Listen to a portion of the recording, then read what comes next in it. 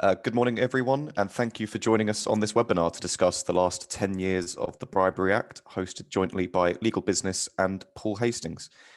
My name is Tom Baker, and I'll be the moderator for this morning's discussion.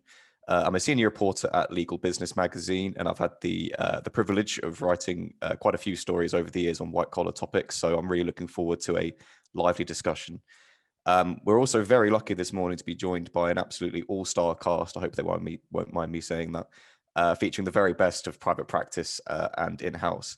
I'm excited to be joined by and to introduce Richard Price, General Counsel of Anglo American, Joanna Talbot, Chief Counsel for Compliance and Regulation at BAE Systems, Alex Parker, Assistant General Counsel at GlaxoSmithKline, Gonzalo Guzman, Global General Counsel of Unilever, and from Paul Hastings, we have partners Jonathan Pickworth and Nicola Bonucci. I should let you know now that there will be an opportunity at the end of the webinar for panelists to respond to any questions from the audience. So please use the Q&A tab at the bottom of the screen to ask any questions, and I'll try and put a few of the best to the panel at the end. But before we launch into the questioning proper, I'll now hand over to Jonathan, who's going to provide us with a brief background for this morning's topic. Thank you, Tom, and good morning, everyone. As sponsor of today's event and on behalf of Paul Hastings, I'd like to add my own welcome to this Legal Business webinar, a review of the Bribery Act 10 years on. I'm just going to take a moment or two to offer a few opening remarks of my own before Tom gets on to the real questions for the panel. As Tom said, we have an extraordinarily impressive panel with a wealth of experience, and we're going to cover a variety of perspectives on the Act, including how and why it came about, where has the Act penetrated, what impact has the Act had in the boardroom, and how are the principles filtered down and across an organization, and what has the Act done for compliance, for investigations, for self-reporting, and for enforcement. And this leads to a question I personally have as to whether the Bribery Act has actually been having the enforcement impact that was originally intended. In particular, corporate misconduct has been dealt with over the last few years through a number of deferred prosecution agreements, but individuals in those DPA cases are not being successfully prosecuted. So from a practitioner's perspective, this causes me to wonder whether the Section 7 offence has become a mechanism simply for persuading a company to capitulate, pay some money and agree to a DPA, and whether the challenges inherent in investigations and prosecuting cases under the Bribery Act can be overcome. Is the evidence being gathered by enforcement agencies actually being examined properly, with the wheat being separated from the chaff? But as a panel, finally, we're going to look at the broader issues around investigations and compliance, as well as what is to come. I think, as many of you will know, the Law Commission is currently in the middle of a consultation on the question of corporate criminal liability. And one of the often repeated complaints, particularly from the SFO, is that the identification principle makes it extremely difficult for them to prosecute companies. Is that a fair criticism? Should we be focused on prosecuting companies more than individuals? The Law Commission's report, when it comes out, I'm sure is going to be hotly anticipated, and we will find out whether the Bribery Act's Section 7 model is going to be developed and expanded for other offences, or whether there is another better way. And so with those preliminary comments, I'm going to hand back to our host and question master, Tom Baker of Legal Business. Thank you very much, Jonathan. That was a really useful background for everyone, I think. Just to start off with then, and I think this very much piggybacks on where you've kind of started us off from, Jonathan. It'd be good to get an understanding of the legislative background to the Bribery Act. What were its precursors? Nicola, perhaps I'll come to you first. It'd be very interesting to hear from your perspective what role the OECD played in the formation of the Bribery Act. Yeah, thank you, Tom. Clearly, you're asking this question because I was at the time the general counsel of the OECD, and I was involved indeed in the last discussions. But let's maybe go back not 10 years but 20 years.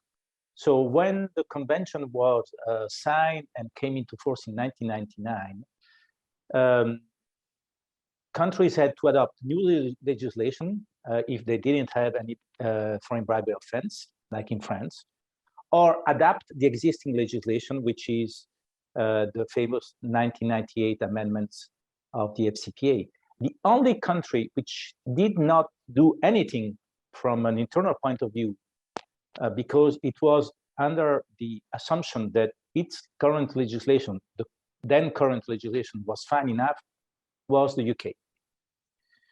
And in fact, this was from the very start a tension between the OECD Working Group on Bribery and the UK.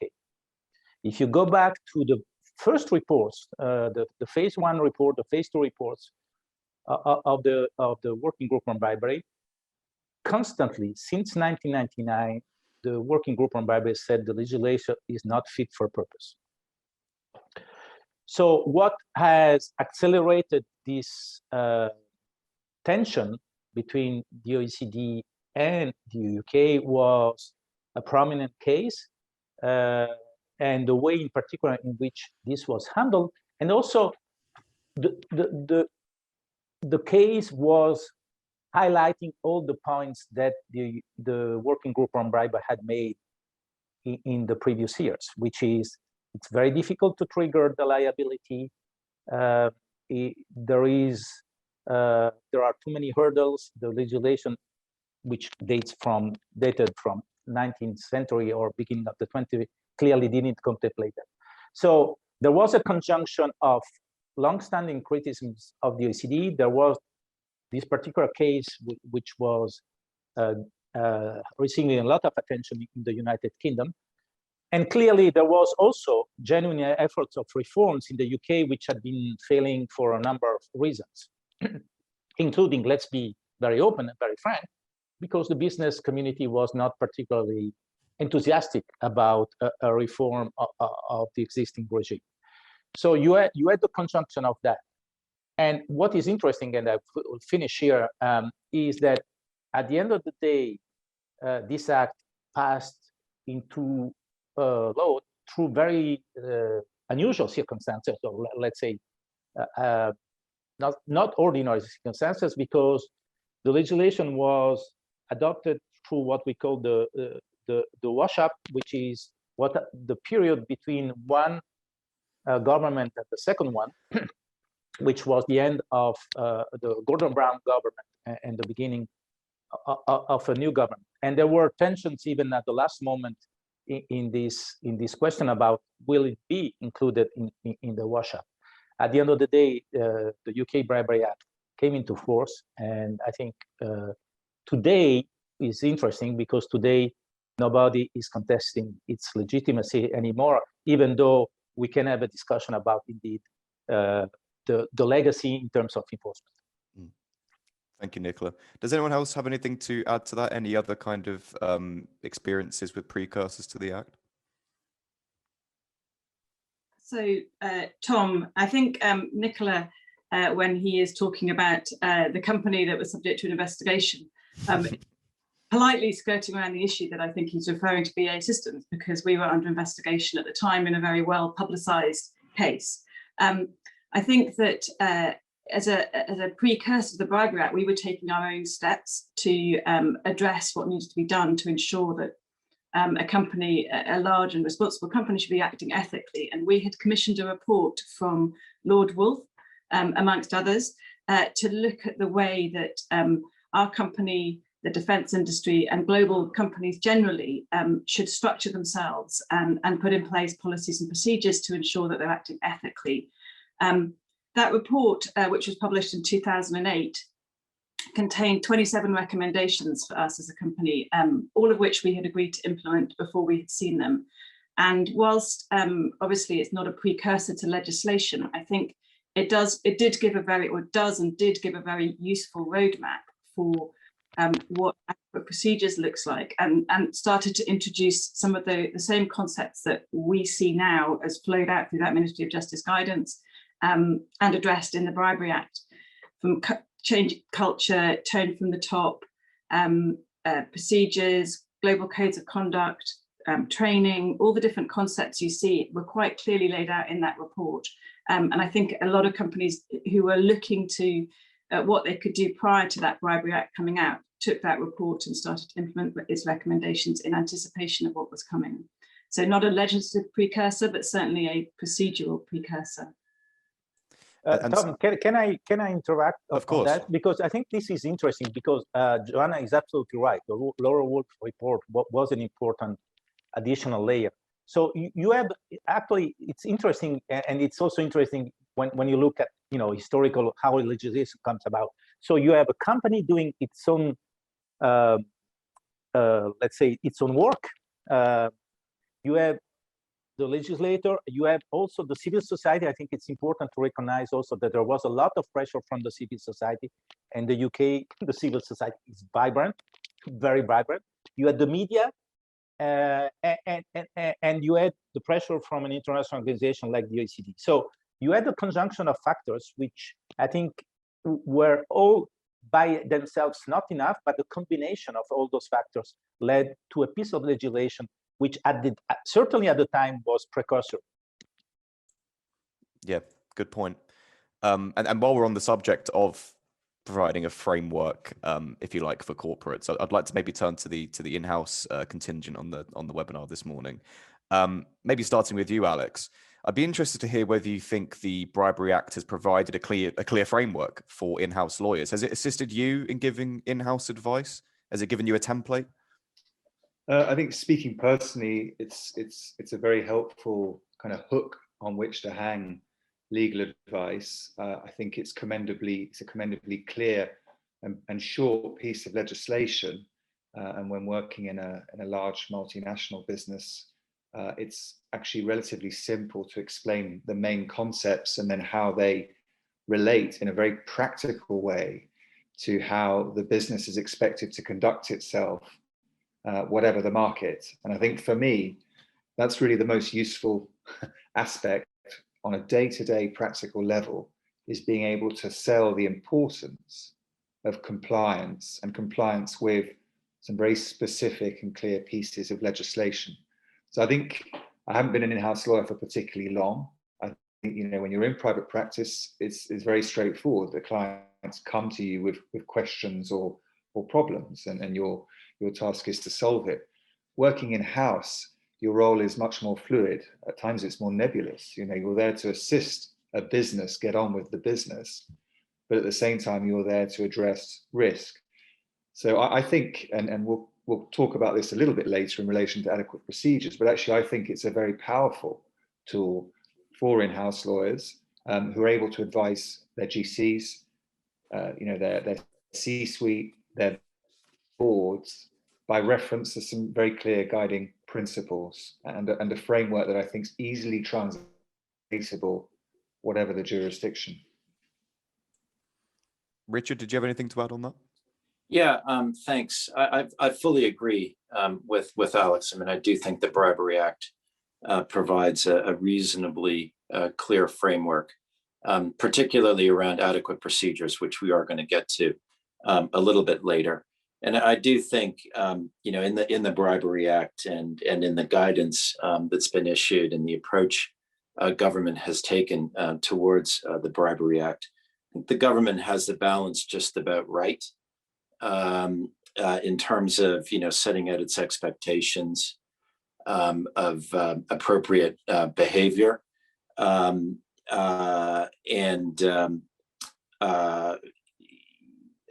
without being too prescriptive, treating companies essentially like adults, in giving them the space to provide, fit for purpose compliance programs.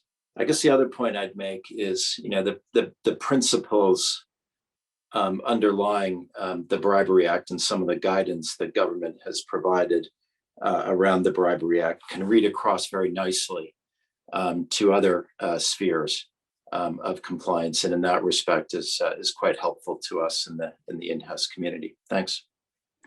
Thank you. And I suppose that the crux of the issue is to what extent the Act is actually sort of changing corporate behaviour, and that'll be something that I would like to put to the in-house panelists as well now. Do you think that the Act has overall influenced business practices for the better, or conversely, was the Act itself a reflection of changing attitudes to ethical standards in business? And furthermore, is there a competitive advantage in being compliant rather than just a fear of legal consequences? Gonzalo, why don't we start with you on that one? Sure. And actually, it's a good segue from what we were just discussing before, because I think there is another angle of the usefulness of the Act, which is just to bring this new compliance framework to new parts of the organization that we haven't reached before. I think the attention that boards start getting on anti-bribery are very, very healthy for the organizations. And I think, like Richard was saying, they created the right footprint to bring other compliance and ethical issues to the boards, and to be able to discuss them now almost on a level playing field for other risks. I think other, like some companies, for instance, if you think on the financial sector, they had gone already through the footprints of anti-money laundering, for instance, to set up compliance programs quite successfully. Or some pharma companies will have had the opportunity of having healthcare compliance as that footprint. But for many companies, definitely in the unregulated sector, the real sector, I think the Bribery Act really brought those narratives and discussions on what is a risk assessment. Why do we need to create these policies? So the why I think was a very important one. Even I think, for instance, I have more discussions in-house today on what is adequate, and we challenge all the time and what is adequate more than it happens probably at the enforcement levels. But I think it has been a very healthy way of helping the business and the senior leaders of organizations to think on ethics and to put some teeth as well to the policies that in some cases already existed there, by demonstration that this legislation was important. And as we're probably going to discuss later, it was not only the Bribery Act. I think there were other legislations as well that were inspiring this for many corporations, but it definitely has made an impact at that level at the boardroom. Joanna, what do you think? Is it the chicken or the egg in terms of changing behaviour? So I think there's a question of a why and a how. I think why we act like we do is because we are a responsible global company who wants to be trusted. It's society's expectations of the behaviour of companies has changed. So our shareholders' expectations, our customers' expectations, our employees' expectations have all changed, and they all want to work for, or buy from, or own companies that act ethically and appropriately. So that is why we do it. I think what the Bribery Act does is give us a roadmap to how, and it gives us those clear guiding principles as to the way in which we ought to be acting for this particular element of ethical business conduct. And obviously ethical business conduct goes much broader than this, but for this particular element, it gives us a how. In terms of the consequence though, I do think, and we can come on to discuss it in more detail, I do think there is an element of competitive advantage. There's an element of competitive disadvantage in certain markets where British companies, subject to this act, just cannot operate. But in those markets where, again, the societal change is such that bribery and corruption is something that the general public want to eradicate, the trust that the Act brings to British exporters, I think can be a competitive advantage. Obviously, you can expand on that, but generally that would be my answer to the reason we're doing it is because it's the right thing to do, but it just gives us an easy road, not an easy, but it gives us a roadmap in order to do it and a way to do it. Is there anything to add on that from Richard or Alex, perhaps, on the in-house perspective? Maybe if I could, and I fully agree with Joanna, and I sort of see the Bribery Act as providing a foundation for a commitment to anti-corruption compliance, but I think it goes beyond that commitment, goes beyond that, and I see it kind of along a spectrum. The 3 C's, starting with compulsion, we don't bribe people because if we do, we might get caught and we might go to jail. That's the Bribery Act. That's kind of the foundation of the commitment, if you will. Then it kind of moves on, and I think it has very much evolved over the years, more towards conviction. We don't bribe people because bribery is a bad thing, for all sorts of reasons. It distorts markets, it rewards the wrong kind of behavior, et cetera, and it's against our values to do it. And then I think we take it to a whole other level, as Joanna, I think, was describing, where that anti-bribery posture becomes a competitive advantage. And I fully agree that societal expectations manifested across our stakeholders, be they customers, employees, prospective employees, joint venture partners, states where we operate, et cetera, they all expect us to conduct business in an ethical way. And that provides us with a competitive advantage, to live up to those expectations. And to me, then that's a whole other level of commitment, right? Where you see that type of conduct as providing the company with a massive competitive advantage. You don't want to erode that. And in some ways, that's just as important as not breaking the law. Jonathan, I'd be very keen to hear from an advisor's perspective how you think corporate behaviour may have changed over the years. Yeah, I can't disagree with anything any of the other panelists have said, but I think what's still surprising to me, looking at it from a practitioner's perspective, is the number of occasions when we actually come across situations where, far from having adequate procedures in place, we still find companies out there that don't have any procedures in place or anything very meaningful. And those sorts of things tend to come home to roost when you're sort of involved in a corporate transaction and you're looking at a target company, and it's very interesting, but it might operate in difficult parts of the world, but it either hasn't got any appropriate policies or procedures, or they're not up to scratch, or perhaps more importantly, the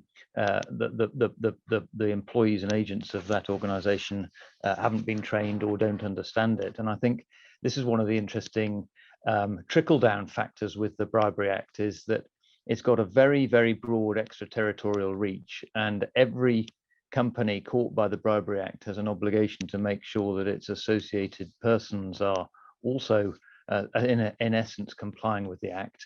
And if those companies that one's dealing with are not compliant, then they're not going to be selected for business.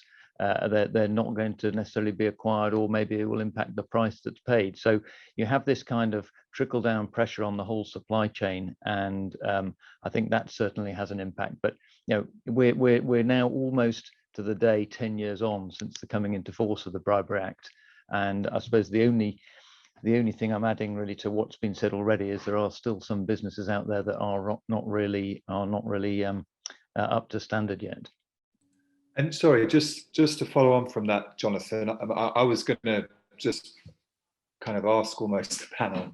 Sorry, Tom. But just, I mean, 10 years is a long time, but actually, have we given the Bribery Act, enough of a chance to really kind of prove itself? Because I think changing culture, changing ways of doing business, expectations within businesses, does take a long time. I mean, I think look at the example of Germany and the changes in its tax laws and how that's taken a while really to filter through in terms of commercial bribery and how that's treated. I think it's a useful checkpoint a decade on, but I think it's very much still a work in progress. I mean, all of the panelists here in-house are from very large organizations, and we've seen in some of the prosecutions, some of the smaller companies, they have their own kind of challenges. So I just wonder how we feel about that kind of statement. And Tom, if I can respond to that straight away. I mean, I think you raise a good point, Alex, because it is. I mean, it's 10 years. That's a long time, but it's not that long, and it's probably the most impactful piece of enforcement legislation I've come across in my time in private practice, which is over 30 something years in private practice. But I'd have to say, for the first 20 years of my time in private practice, there was virtually no bribery enforcement anywhere in the world. And we often talk about the FCPA, the Foreign Corrupt Practices Act, as being one of the very impactful pieces of legislation, but that's a 1977 piece of legislation. And I think I first encountered enforcement in my role as a practitioner. I first encountered that really in about 2004, 2005, when it was really starting off with the Mark Mendelsohn initiative. And that's quite a long time, but there's no question about it that even though we're only 10 years on, I'm now saying only 10 years on, even though we're 10 years on, I can't think of another piece of legislation that sort of got anti-bribery compliance on the boardroom agenda in quite the same way. And maybe, Alex, something that I also experienced from my previous capacity, we always focus on, and rightly so, on the time for the companies to digest a new act of that sort, and what it means in terms of changing the culture. Don't forget that it is also a change in the culture on the enforcement side. You have a new offense, you have to develop new expertise, you have to develop knowledge. And we have seen this not only in the UK, in each country in which a new legislation, which is the point of Jonathan, a new legislation like that is adopted. And I'm seeing this now in France. I'm based in France with the Sapin 2. Even the magistrate, the prosecutor, the judicial system has to adapt. So it's really a large movement which involves all stakeholders in this. And you're right, we are still on the road. And something I will add as well to what Alex was mentioning, it was the fact there is a fracture between the large corporates and the small medium enterprises, which I think is also worth noting here. I mean, we as we say, we all come from large companies that we have been one way or the other one pampered with resources and listened to, and we even have the name anti-corruption in our job title. That's a luxury that most companies being an SME cannot afford.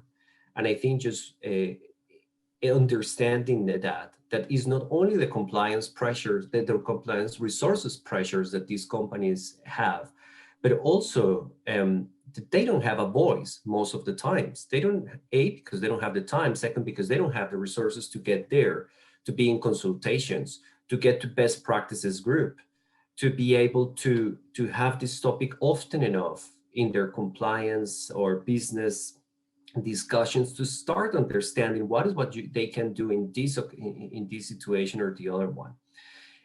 So I think there's also a reflection on how that journey that you're talking, Alex, needs to reflect on now in the deeper levels of the businesses, and what are our responsibilities as well as big companies to ensure that those ones in our value chain had access to that expertise, that we don't perhaps sometimes over expect what sometimes we are not even able to guarantee ourselves in our operations, and how we come together with them in order to improve their capacity, improve the way that they can just air their issues to their local governments, etc. Because let's remember that, I mean, we're talking here about the Bribery Act, but being the companies that we are as well, our first risk is those local legislations that have had a local bribery crime for decades, and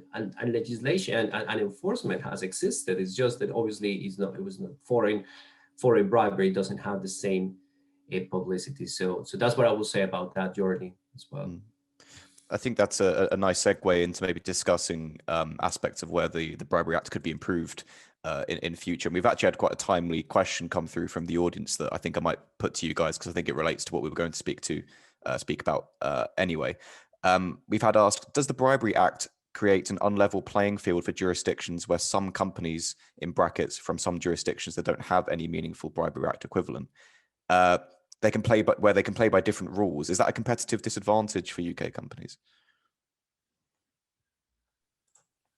So I'm happy to have a first go at answering this one. I mean, I think I talked earlier about the fact that British companies can be trusted in jurisdictions where societal changes mean that there's a pressure on governments or on customers, you know, to act ethically.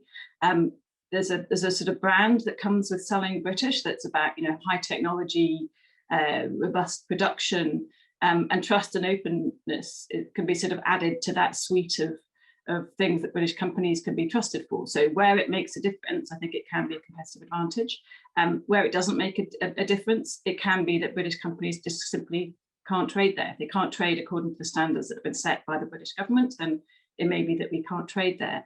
I do think, though, that in those countries, or in all countries, I think that the British government can, having set these standards for the way it expects its companies to work, can provide more support to the companies that are trading there. And particularly going to Gonzalo's point about small and medium-sized enterprises, you know, we can afford due diligence reports on the counterparties that we act with in difficult jurisdictions, and we can afford to send compliance lawyers out to interview people, and we can afford to take a very robust approach. SMEs generally, it can be disproportionate, those kind of costs. The American government supports its SMEs by providing a service in its embassies where they can buy ICP reports very cheaply, and that is, you know, a way of providing due diligence to those companies that's not open to British companies. Embassies locally can give much more guidance about the way in which gifts and hospitality, for example, for local, you know, for government officials work, or even just sort of data on the types of, and the way the business is conducted in those countries. So I think, yes, it can be a competitive disadvantage if you're in countries where it's too difficult for us to operate, but I think that there can be more done to support those companies that find it so. I see it more as an access to market issue, I think, rather than direct competition.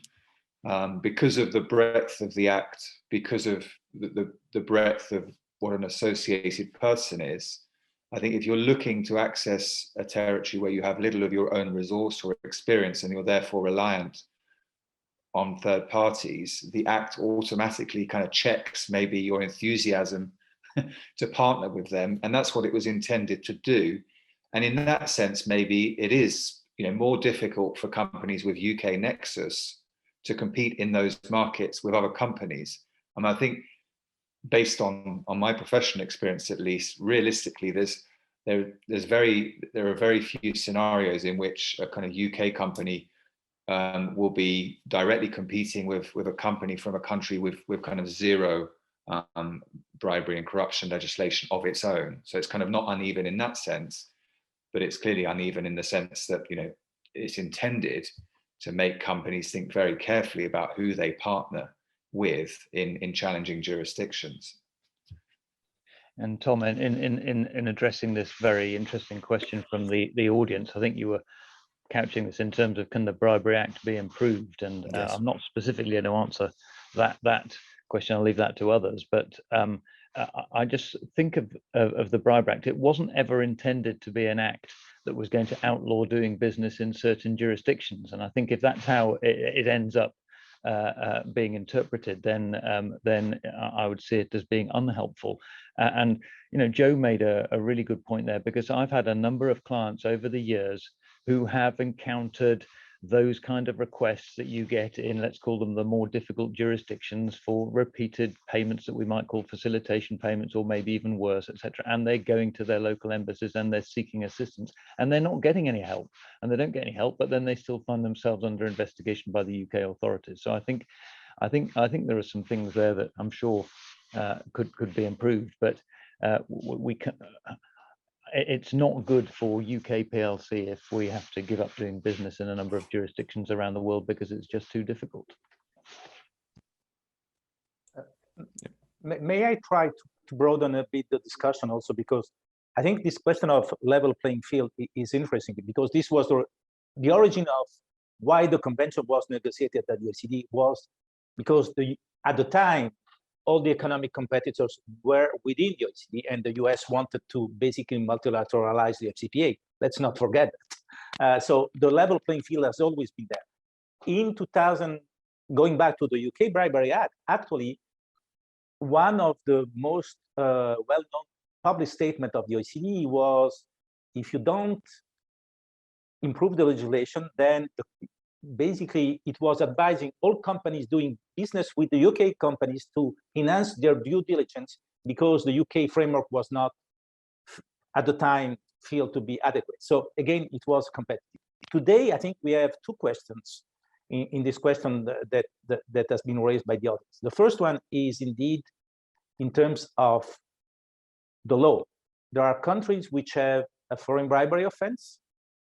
All the OECD countries, all the parties to the convention, don't forget that there are a number of countries which are not OECD, which are parties to the convention, like Brazil or Argentina or Russia, have a foreign bribery offense. But there are a number of countries, important ones, which do not have a foreign bribery offense.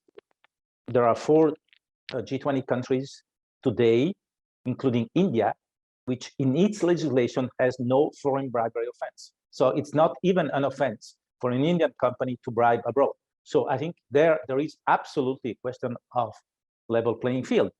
And the way to solve it is to make sure that all the G20 countries at least adhere to the OECD Anti-Bribery Convention, or at least have a foreign bribery offense, which is also required by the United Nations, by the way. But there is another level playing field, and it goes to the point of enforcement. And again, let's be very open here. There are OECD countries which are stronger enforcer than others. There are countries which are doing what they can. It doesn't mean that they always reach the results, but clearly the US, clearly the UK, more and more like countries like France, Italy, Germany. There are a few countries, including some G7 countries, and I have one in particular in mind. In Japan, I don't have the feeling that there is a certain level of enthusiasm in investigating Japanese companies operating abroad. And I think this is another issue of level playing field. But there are ways indeed to address those. First, there are international bodies in which the UK can have a voice. And as Joanna indicated, also the UK bilaterally can, and there are collective actions even in the country sometimes that are undertaken by some embassies grouping, getting together. So I think it's a real question, but there are a number of facets that have to be addressed. Thank you, Nicola. Does anyone have anything to add on that before we move on? Or maybe just one Sure. thing to add to what Nicola just said, and is that and is as well strengthening the local anti-bribery legislation, because at the end of the day, I mean, just take any example. I mean, just take the Petrobras cases. I mean, foreign bribery in that case was only for the Brazilian thing, but you saw a few presidents in Latin America coming down, multiple investigations that happened because of the local legislation. So if you beef up those legislations, that's important. Which brings me to another part of what I think it should be part of the strategy of the UK to trade abroad, and is to really now to take advantage of the free trade agreements and the negotiations that are going to happen after Brexit, to really help get to countries with different species, not the Bribery Act, is that we want to see regulatory change. We want to see the governments jumping into technology, reducing the interactions with face-to-face transactions, because that is how we can help really preventing as well and leveling the playing field for our companies. If I don't have to send my people to queue up for 4 hours in order to obtain something that is going to be only delivered in 320 days, because that's the timeline, and it's just going to happen in 60 days, the opportunity is going to reduce. So I think we should just also not look only at the great effect that the Bribery Act can have, but how can we just take advantage of all these different opportunities that we're going to have through the work of the DIT, Foreign Office, etc. And I think that's another important part of the strategy. Thank you, Gonzalo. Just in the interest of time, I'd like to move the subject on just slightly. And Jonathan, I know this is something we've been looking forward to discussing for a little while. I think it's almost impossible to discuss the Bribery Act without at some point mentioning the Serious Fraud Office's role in its success. And I'd like to come to you on this. I'd be very interested to hear what you, well, how has the SFO's conduct and approach to investigations influenced the success of the Act over the last 10 years? Thank you, Tom. Look, it's a super interesting question. And obviously, depending on how you measure success, you could say there have been some significant successes by the SFO over the last few years. But I think what concerns me at the moment is, is the SFO's focus really on raising cash, and has it actually lost sight of its purpose, which, as an agency that was set up in 1987 following the Roskill report, its purpose was there to investigate and prosecute serious and complex fraud, now also corruption. And I am left wondering each day at the moment whether the Serious Fraud Office is now just a money gathering organization. I actually wish these, and we did ask the Serious Fraud Office to join us today, but I'm not really sure they like answering these questions. But I'm left with, as I look at the sort of caseload that the SFO has at the moment, I'm left with questions around, are they actually picking the right cases? You could almost ask, are they picking any cases at all at the moment? But more importantly, when they choose their cases that they're going to go forward with, I think there's a big question mark as to how they're scoping those out. Are they limiting the scope appropriately, or is the SFO just allowing these cases to become very, very sprawling and almost unmanageable matters that then leave them with no option but to enter into an agreement with the company, because they would never be able to prosecute them? I mean, I don't know the answer to that question, but it's a question that's left hanging for me by a number of things. And when they have an investigation that is just too sprawling, where the scope hasn't been properly identified, that in turn leaves them with problems on disclosure when it comes to trying to prosecute. And I think the focus on deferred prosecution agreements and the statements of fact that they end up negotiating and agreeing with the corporate entity might, to a certain extent, have ended up making the SFO a little bit lazy, because they don't really, in that process, have to test whether the evidence they're agreeing to, or the statement of facts they're agreeing to, is really going to stand up in court. And the consequence of that is, so far in the DPA cases they've done, they've not yet been able to prosecute successfully a single individual. And in fact, in a lot of the cases, a number of the cases, they haven't even prosecuted individuals at all. And that really calls into question whether the Bribery Act, I know there's more things that the SFO cover than the Bribery Act, but is there a deterrent effect there with the Bribery Act, when you think that criminal offences in reality are committed by people rather than companies, if you look at it philosophically? And if you're not deterring the individuals because they're not going to be prosecuted, is the agency really going to play its part in deterring inappropriate behaviour? And I think there's a bit of a mess there, and that's something that needs resolving. I'd be interested to hear what you think on the legacy, and I know this has been discussed elsewhere, but it'd be, I think, good to maybe just mention the legacy of DPAs. We all know how difficult it is to sort of actually prosecute individuals when it comes to these sprawling investigations, as you say. And I think that there has been a view that DPAs have kind of been a good all-round solution for actually at least getting something done. But do you think now that over the years, and with maybe a sort of fairly unsatisfactory prosecution record, that the legacy is slightly different now, Jonathan?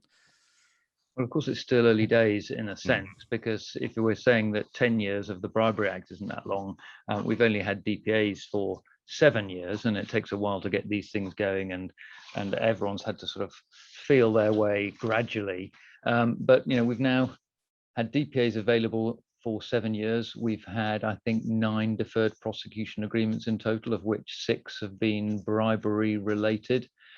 So they're not exactly selling like hotcakes at the moment, and I know they're difficult, and there might be one or two in the pipeline at the moment. But when I look across and see what's happening in France, and I talked to my partner Nicolas about this, I think under Sapin 2 and it's not quite called a deferred prosecution agreement in France, but it feels to me like the French might have been having more success than we have in the UK. So I think again there's something to be looked at there. Anything else to add on the SFO before we move on from anyone? Or can I just add from a a deterrence perspective? So Jonathan was saying that that there's no prosecution of individuals might mean there's less deterrence. When you have judgments or DPAs and statements of fact, like in the Rolls-Royce case and in the Airbus case, from an in-house perspective, training using those cases as examples of things that can go wrong and things that have gone wrong, and then the consequences for the company of things going wrong, have a massive effect and an incredibly powerful way of explaining how bad ethical decisions can result in consequences for a company. So yes, prosecuting individuals would have an incremental benefit, but the benefit is already there. So it is, whilst there may be some criticisms, from my perspective, judgments like that and decisions like that are incredibly helpful to continue, because you can introduce, like we did, new procedures on a sort of burning platform of things going wrong, but you need to keep reminding the company of those burning platforms. So the detail in those statements of fact, the thoroughness of the uncovering of the evidence that gave rise to them is very, very helpful from a deterrence perspective in-house. I think the only thing that would be more helpful would be more detailed judicial guidance on adequate procedures, because I don't think those have been really tested, and we don't really, when the Bribery Act came into force, we were all slightly, waiting in anticipation of those judicial findings as to exactly what was and was not adequate procedures. I think the cases have been so one way, there hasn't been that much analysis. And so more cases which would allow practitioners to glean more what the sort of judicial interpretation is of adequate procedures would ultimately be very helpful. It's a great point, Joe, as well, about using the statements of fact as a training tool, because I think when you're training people on appropriate and inappropriate behaviors, it's very difficult in a hypothetical scenario to really ensure that people get it. And as you say, there you've got real life examples of what's going wrong and how these things can manifest. And maybe also one point, which I also fully agree with what Joanna said. Actually, if you look at Germany, there was clearly a pre-Siemens and a post-Siemens. So you don't need many cases. One prominent case can really lead, and in France you have a pre-Airbus and a post-Airbus era. But I think there is also another interesting aspect, which is both the UK and France, which is now DPAs are, even if they are different, and we can discuss it, but are available in UK and France, which is also a way in which the UK can respond to the US pressure, or France can respond to the US pressure, because as we all know, there is a certain tendency of our friends from the other side of the Atlantic of having a tendency to be the policeman of the world. And I think it's important that the legal systems of the European countries, and I consider UK still to be part of Europe, if not the European Union member, but it's part of you. There is, I think it's important that the European countries adopt tools which are effective and which are pragmatic and can be used also as a way to defend the judicial sovereignty of the country. I think it's an important part of the equation. I think there was a useful segue there from Joanna on adequate procedures, and Alex, I'd like to come to you on this one, if possible. From your perspective, are we any clearer on what adequate procedures means, and how are companies approaching this?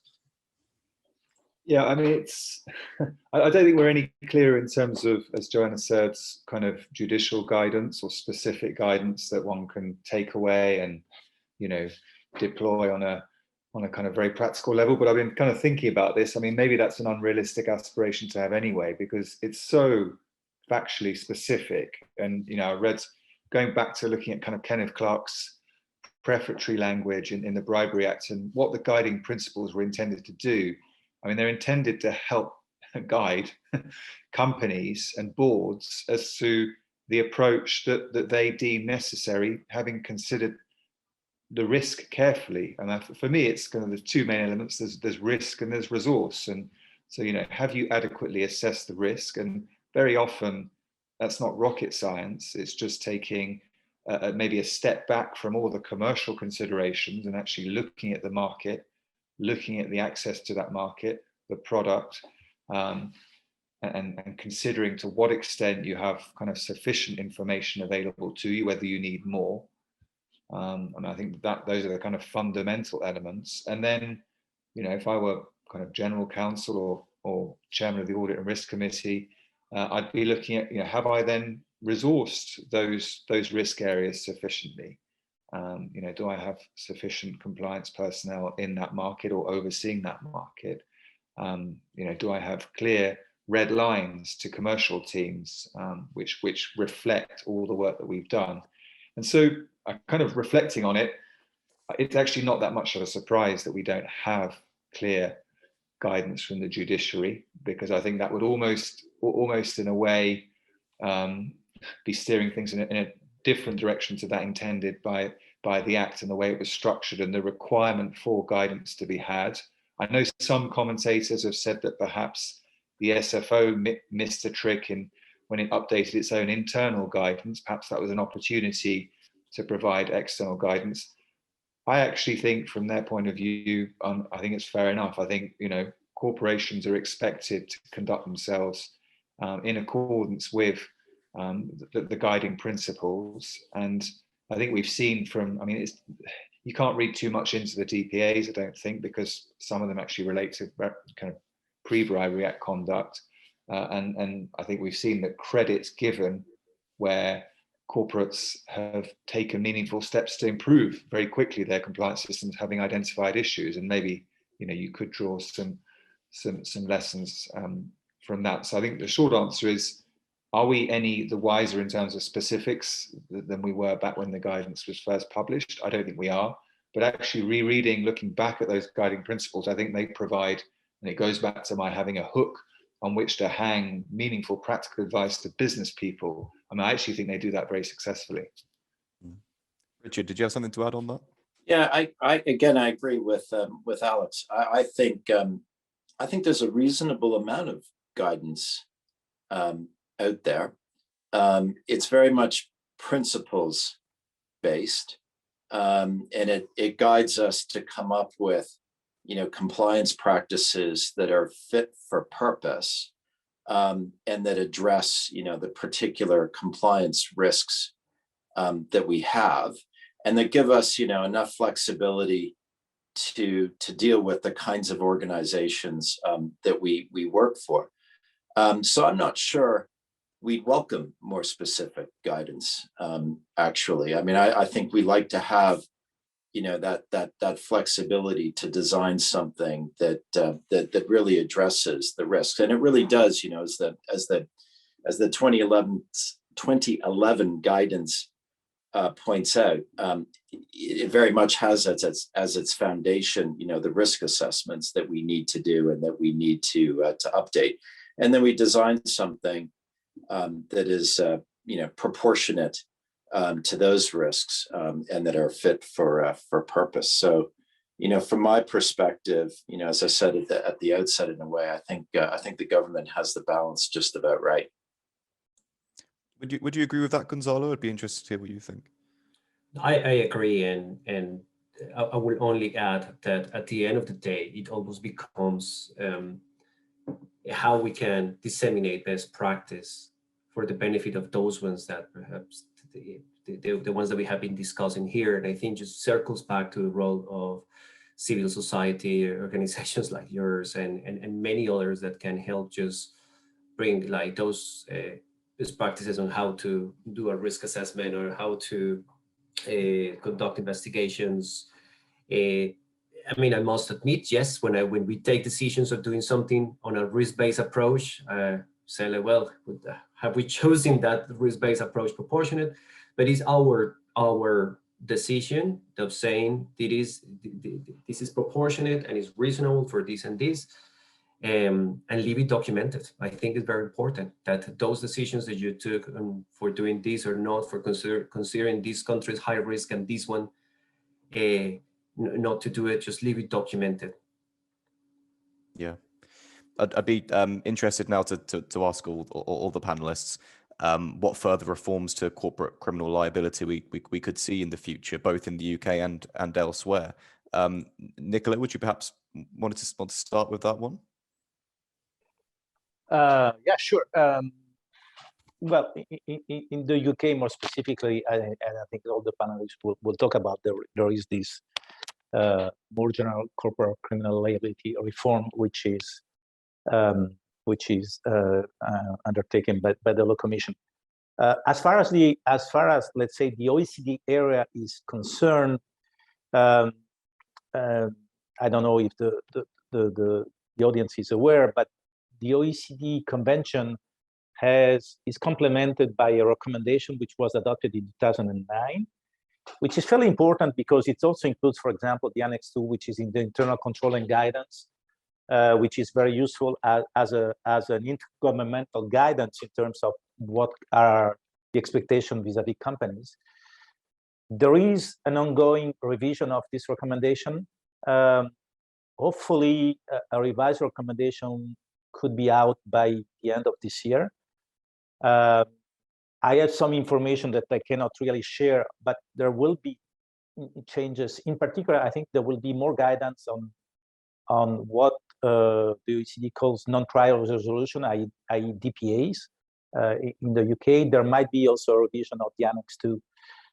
In terms of the big issue, I think for the future, again, in the OECD area, will be one of the points that, in fact, it is going to be addressed by the Law Commission reform, which is what triggers the liability of a legal person. Do you need to demonstrate a direct in mind? Do you need to demonstrate some level of instruction? Are we going to versus strict liability? There are differences amongst the OECD countries in this area. And I think the movement is clearly that we need to converge in one way or the other, because you cannot have different systems in place if you want to have an harmonized approach.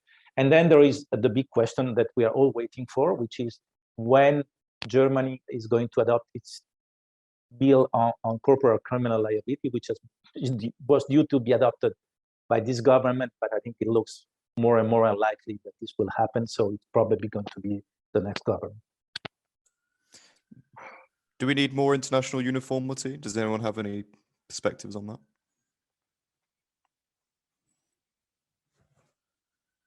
Sure, I'm sure that would be helpful in some senses. I'm not sure we're going to get it, because that's going to require an awful lot of work, and if it does happen, it's probably not going to happen for some time. But certainly, this whole issue about corporate criminal liability is a very, very live issue, as Nicola says, with the discussion in Germany at the moment, and the Law Commission consultation over here. And I think sometimes it's easy to forget that when the bribery bill was going through, the discussion about whether to include this Section 7 offence of failing to prevent bribery was quite an animated discussion at times. And the reason, or one of the reasons, as I understand it, why this section was included in the Bribery Act was because it was felt that bribery was a financial crime unlike any other, and the company benefited from it. Therefore, you needed to have this specific offence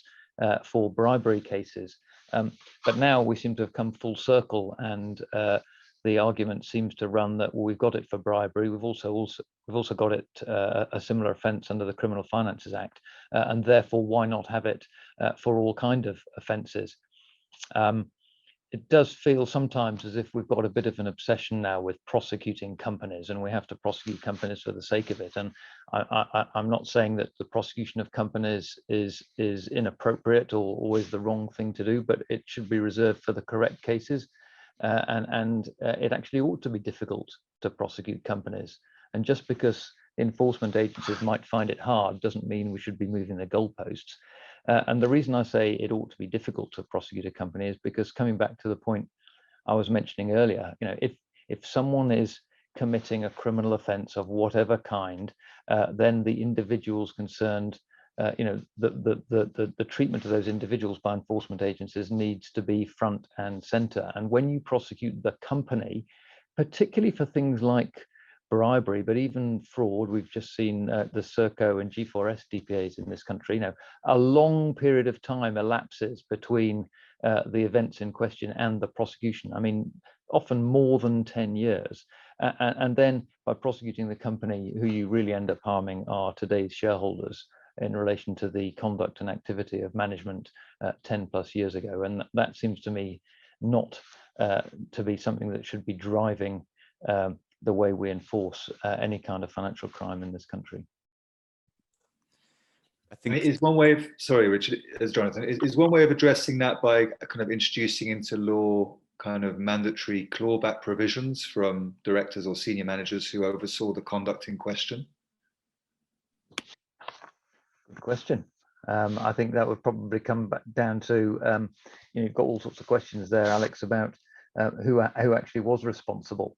And, we have seen a number of cases in this country where there have been prosecutions of individuals who are supposedly the ones who were responsible for the corporate misconduct. I mean, you look at cases like Tesco, and then when they get to trial, having achieved a corporate resolution and the company's done a DPA, you get to the individuals and find that they haven't committed any offence and they're all acquitted. So I think maybe that would be a solution, but you've always got this problem of, can you actually identify an offence that's been committed and who are the people who are actually responsible? I think perhaps just to circle back on everything that we've already discussed with one eye on the clock and wanting to get around to a question that's come in, I'd be keen to ask all of you what you think 10 years on, what the legacy of the Bribery Act is looking like as we sit here this morning. Anyone like to take that on first? I'm happy to just to comment. I mean, the House of Lords obviously reviewed the Bribery Act in its post-legislative review a couple of years ago, and the conclusions that they reached was that the evidence given before them was almost unanimous in praise of the Bribery Act in terms of the way in which it moved the bar for the UK, and Nicola can comment more on how it's viewed internationally.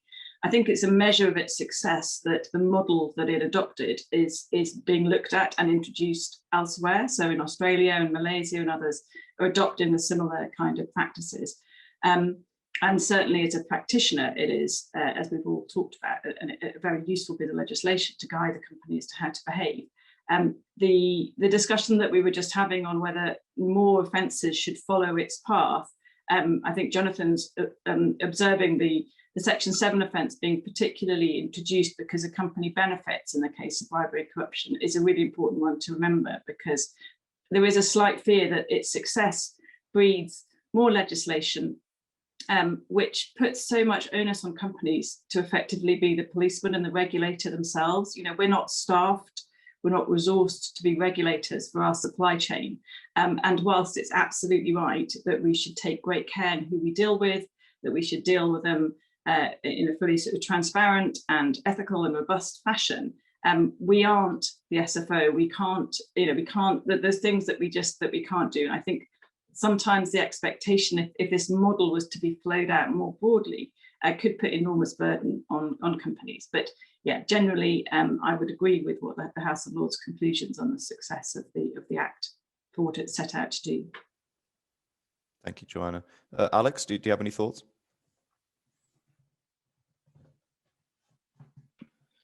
I share Joanna's views or reflections. I mean, I think for me, the next 10 years, it's going to be interesting from an enforcement perspective to see whether the bar is pushed further.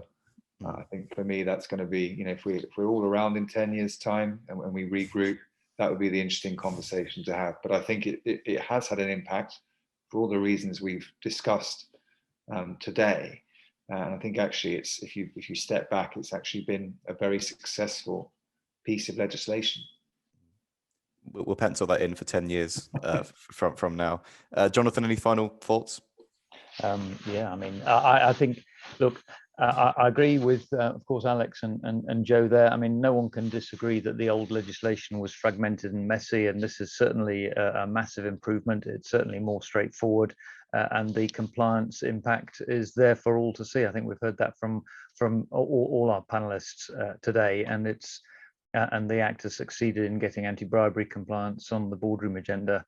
Whereas before you just might not have managed to grab people's attention in the same way. But I think most importantly of all, Bribery Act or not, is that the political will seems to be there in the UK now to investigate and prosecute bribery cases, which 15 years ago wasn't there. Definitely. Gonzalo, any final thoughts on the legacy of the Bribery Act from your perspective? No, I think we have just covered everything. Okay. Anyone else on that one before we get into the questions we've had from the audience? Just to note, because Joanna mentioned me, clearly from an outside of the UK point of view, it has had a lot of impact.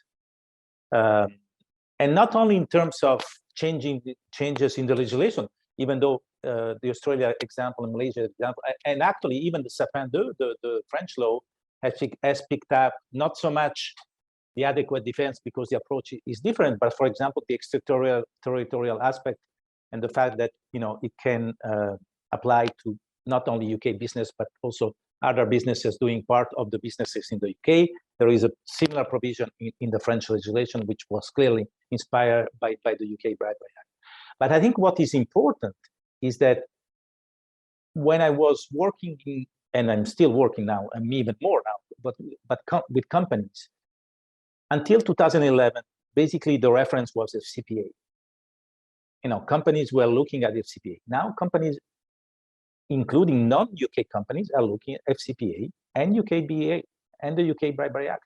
It's part of their, of their frame of mind, and maybe in the future the French legislation, which is clearly, I think it's an indication of the fact that it is taken seriously, even from a non-UK perspective. Great, thank you. And as mentioned, we do have one question through from the audience. Please feel free to get one in quickly, and we'll do our best to answer any more. And apologies if I say this wrong. What do the panel think of ISO 37001 as a framework for adequate procedures and certification? Is it a competitive advantage? Does anyone have any thoughts on that?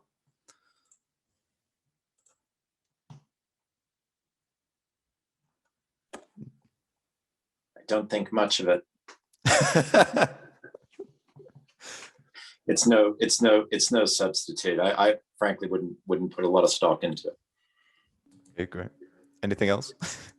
I think it's a good benchmark as many other guidance. I mean, if you are a company that you want to go through the process and that the ISO has, I mean, you will make your own analysis, but I think for most of us is another resource that you can just take and learn, see. I mean, there was a lot of thinking going through that, so that you can always find good prompts for things that you can improve, as you will do as well with some of the other guidances and benchmarking that you can also take. So that's how we have taken it, as a benchmark instrument.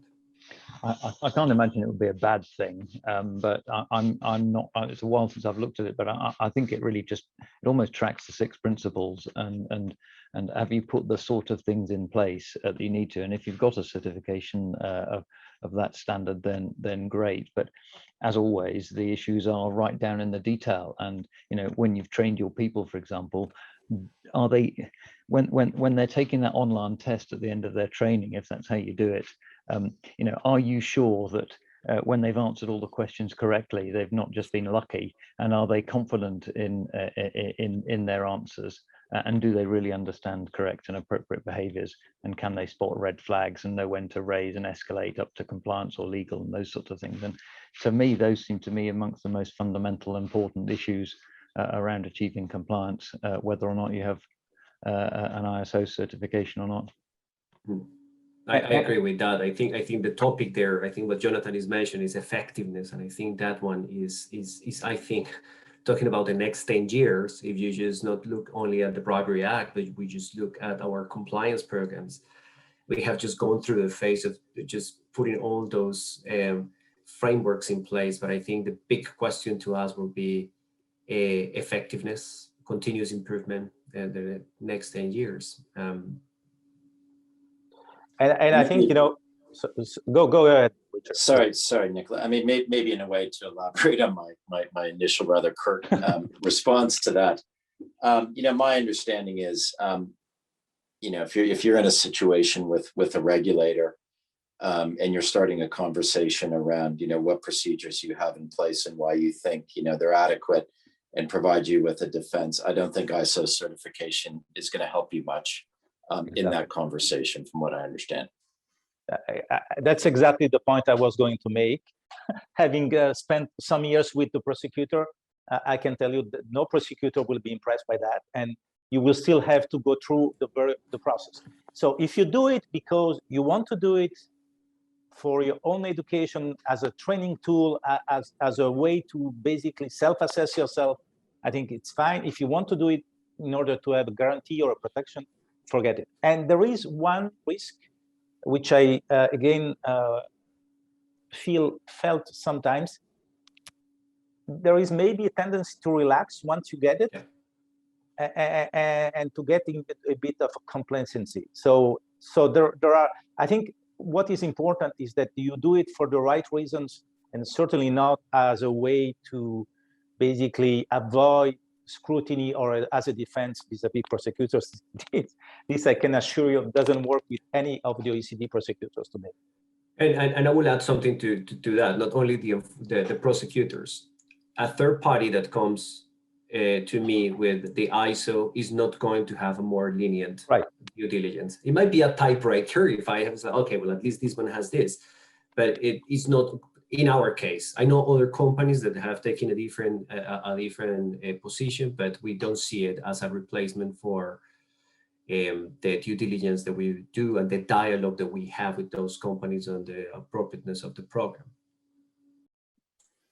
I mean, I think worst case, over-reliance on that type of certification could be seen as a real deficiency in an organization.